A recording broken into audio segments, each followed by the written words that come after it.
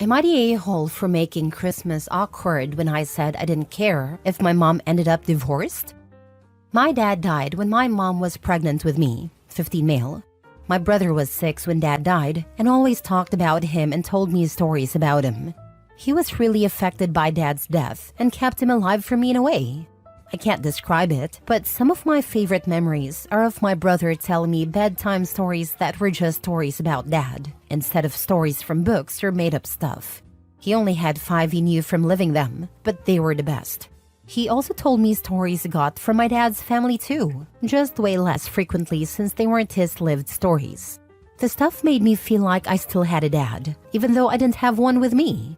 When I was 6, Mom met my stepdad and married him after 5 months of dating. He wanted a really fast family and wanted to adopt me and my brother. But my brother hated him for expecting it. They had a fight when it was mentioned because our stepdad said he'd be the man of the house and our family. So it only made sense. My brother told him he was a stranger. We only knew him for 3 months when this was happening, so my brother wasn't wrong. It offended our stepdad though. I wasn't okay with it either, and that ticked him off more. He brought it up a bunch of times the first year, and then like 5 times a year after that. My brother told him he'd rather be dead than let him be his dad. I said no, but I tried to not be a jerk about it. I didn't want it and got kind of annoyed by being asked so much. I said that too, but I was told it was something he'd keep asking because he felt he deserved it. My mom wanted him to have what he wanted, and they didn't think it was fair for me to say no when I didn't ever know my dad or have a relationship with him. My mom gave my brother a really hard time for being the cause of it, and my stepdad told me I should want a dad at my age. He said that at a lot of different ages. Yesterday, things got awkward and it's made today awkward too. We're not even that far into today. But my mom and stepdad sat me down, and he told me again he wanted to adopt me. Before I could say no again, he told me he's tired of not having kids of his own. He can't have any, and he wants someone to pass on his family name. He wants that to be me since he raised me as his own. He said he's tired of being dismissed as a dad, and if I don't accept him, then he's done. And he'll either divorce mom or he'll ignore me and my brother forever. My mom told me I need to help her not get divorced and asked if I wanted that for her. I said I don't care. I don't want to be adopted, and I'm not giving in because of their marriage. They didn't like my answer, and now my mom's family's frustrated that I made things so awkward because we're all together and it's bad. I'll probably hide out in my bedroom for the rest of the day because it's intense downstairs. Am I the a-hole? Now for the top comments. It's disgusting that they're putting the fate of their marriage on your shoulders. I'd reach out to your brother or another adult to see if there is a way you can leave. My brother knows about it all, but he can't take me. My mom would fight it, and she would win because my brother is my brother and not my second parent. He looked into whether I could live with him a year ago, and he was told even if I wanted it, we wouldn't have a chance when I have a living parent. Not the a-hole. You are absolutely not responsible for your mother's marriage. The foundations of their marriage have absolutely nothing to do with whether they adopt you or not. She seems to be manipulative. 100% this. And Opie did not make Christmas awkward. His mom and her husband ruined Christmas with their emotional blackmail. They're massive a-holes, and so are the relatives trying to blame Opie. The relatives from mom's side of the family only care about the mom. It's frustrating how family often jumps to blame the kid instead of holding the adults accountable. Opie deserves support, not guilt for their choices. This is a huge burden for such a young person.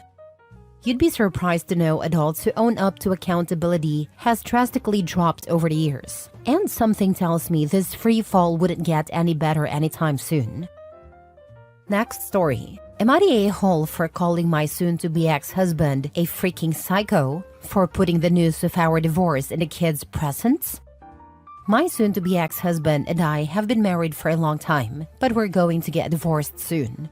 We've had our fair share of fights here and there, which is normal for any couple, but he is the type of man who complains a lot, makes a ton of demands, and rarely acknowledges me or includes me in big decisions.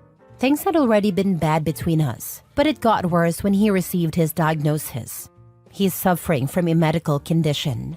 While I sympathize with his condition, I knew this was going to be the end of our marriage. I knew I could not handle this version of him with his condition at all. So I was very honest with him and told him that I wanted a divorce. He was open to it, yet resentful towards me. But he had been for a while now, so yeah. We agreed to tell the kids after Christmas and just be together as a family and enjoy the holidays.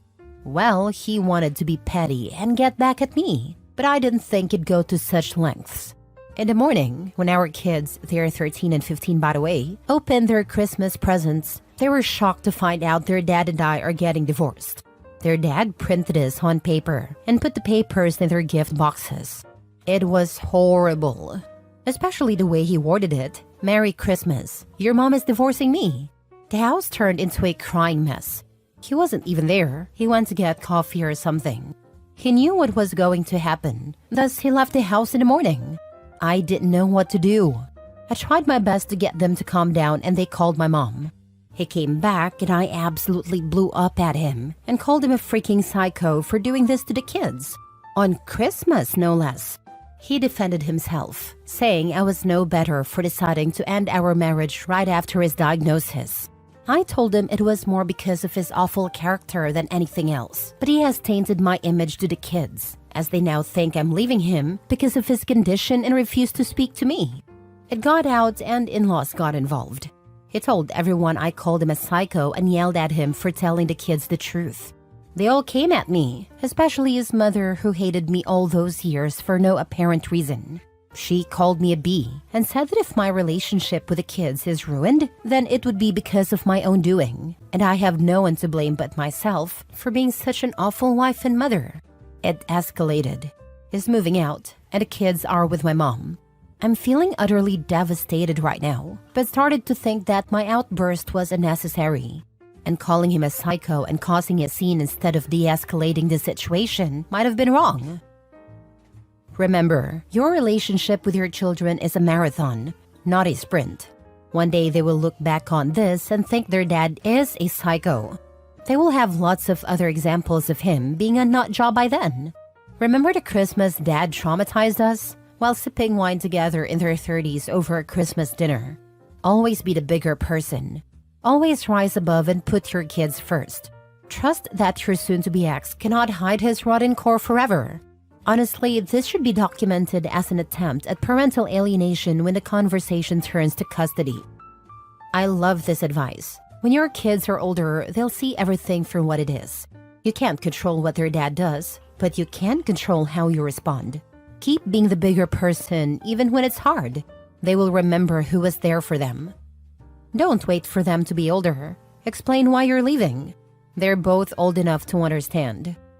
What he did was petty and wrong, but you're certainly being incredibly vague about the important details. We only have your side of the story when it comes to why you're getting divorced, and you admit that his medical condition is a major reason you're choosing to divorce him now, so I'm not sure you're much better. Until you provide more details about the cause of the divorce or his medical condition, I'm saying everyone sucks here. My relationship with him has been bad already, and now I just don't think things will get better after his diagnosis. In fact, I'm 110% certain they'll get worse.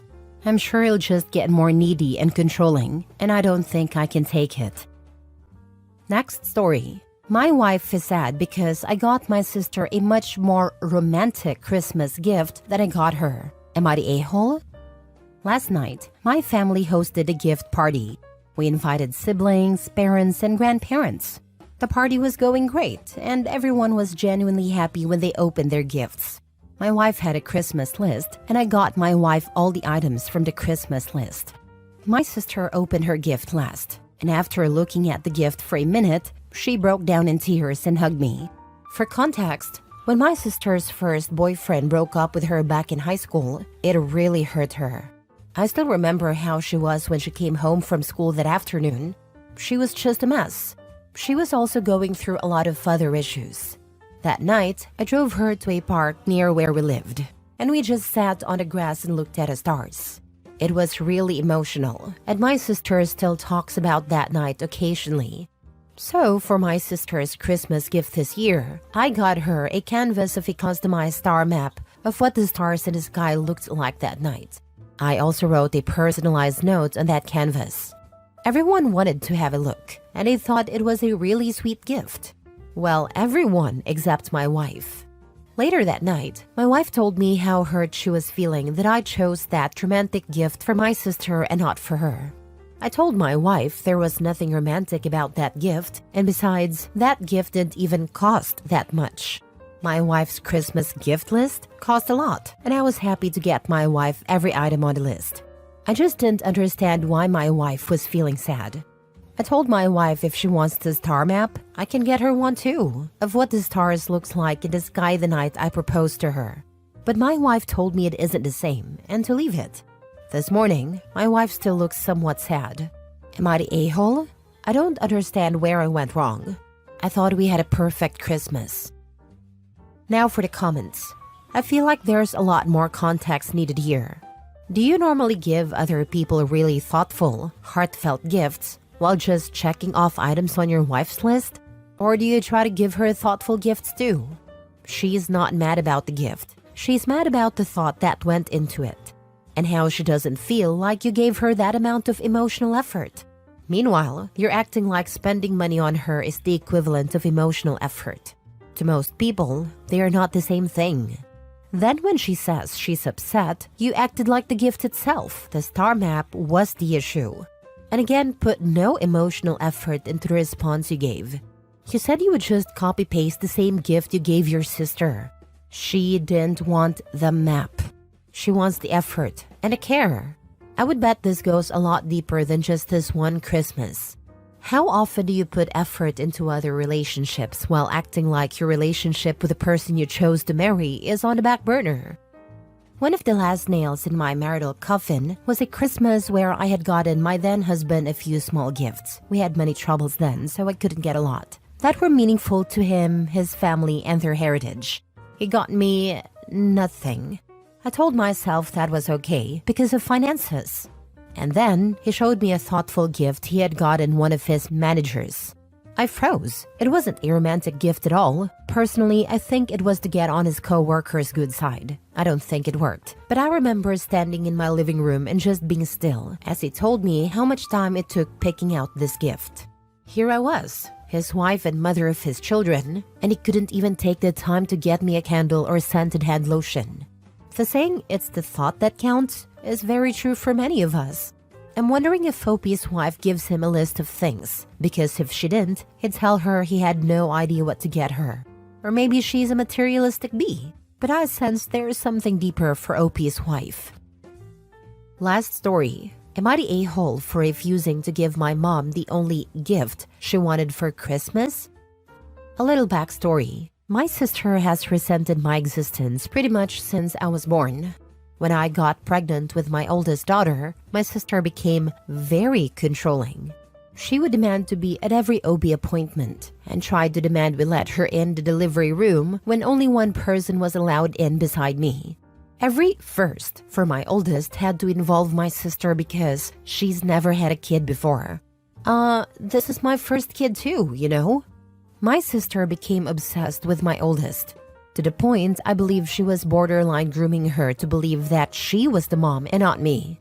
My family and I relocated a couple of months ago halfway across the country. This decision came because my sister threatened to call CPS on me for not allowing her to take my oldest over the entire summer break. She told me she'd have me lose custody of both kids. The reason I wouldn't let her take my oldest for the summer was because she had literally just threatened to bring her pistol to my mom's house and put a bullet in my fiancé's head. We moved a few months back to get away from that toxicity. I figured this was the best option for us and decided to still keep somewhat of a relationship with my sister. We would video chat almost daily. On my oldest 5th birthday, my sister made a call to CPS. She claimed my fiancé and I were sexually abusing my 5-year-old and we were physically neglecting both children. She sent in a photo of my 2-year-old with chocolate ice cream on her face because she'd literally just finished the ice cream. My sister saw her eating it, so she knew it was fresh, yet still took a screenshot and used that as evidence that I'm neglecting my kids because they're always dirty. The sexual abuse claim came because my 5-year-old had a diaper rash and it was bothering her. So she said, "My butt hurts." My daughter is autistic and has epilepsy. We're working on potty training still. I know it was my sister who reported us because she bragged about it. And I know for sure this report was her being mad that we moved away. She wanted to get back at me for taking her kids away from her. I decided it was best to go fully no contact with my sister. She tried to hurt my kids, and she hurt me and my fiancé pretty badly. To me, what she did was unforgivable. Today, with it being Christmas, I called my mom on Messenger so the kids could show her what they got and tell her Merry Christmas. The conversation went pretty well until the end when she went into another room and asked me if I could do her a favor. I said, "Sure, what's up?" And she goes, "Have the kids talk to your sister. It's Christmas." I told her no, I will not have that. She tried to hurt my kids, and I don't want them around someone who would do that. My mom started crying and going on about how it's Christmas, and it'd just be for a couple of minutes. Then we can go back to no contact. I told her that it was my daughter's birthday when she decided to try and ruin her life. My mom started crying and said she wanted to get off the phone, so we hung up. The last time my kids saw my sister since going no contact, they kept asking for 2 weeks about talking to her. This wouldn't be a one-time thing. This would be them begging and crying to see my sister, and them not understanding why they can't. Was I being an a-hole here? This was the only thing my mom asked for Christmas this year. Not the a-hole for protecting your kids from harmful behavior. Not the a-hole. You're protecting your children from someone who has proven to be harmful and dangerous, and that takes priority over anything, even family requests. Your sister's actions, including the CPS report and threat, have had a serious impact on your family, and it's understandable that you would refuse to expose your kids to her. While your mom's feelings are valid, her request puts your children at risk emotionally, and you are right to set boundaries. You made a difficult decision to protect your children, and that is never something to apologize for. She threatened to shoot your fiancé. She called CPS on your daughter's birthday. She has threatened to take your child. At this point, a restraining order is the bare minimum. She's dangerous. She could kidnap your daughter and unalive your fiancé in the process. Your reaction is weak. Tell your mom that if she ever pushes for your sister again, then you will need to reevaluate if she should be allowed near them too, considering she gives zero care about her safety. Not the a-hole. Your sister is mentally unstable, and your mom is enabling her. Your mom is the biggest a-hole in this. She should be getting your sister help instead of endangering your kids. I've strongly considered a restraining order and was about to go to the court to get one. When I read that to do that, I have to provide my address. I felt it would end up being safer to move as soon as we could and not give anyone our address and only use a P.O. box if needed. If I didn't have to provide my address to get a restraining order, I'd 100% do that.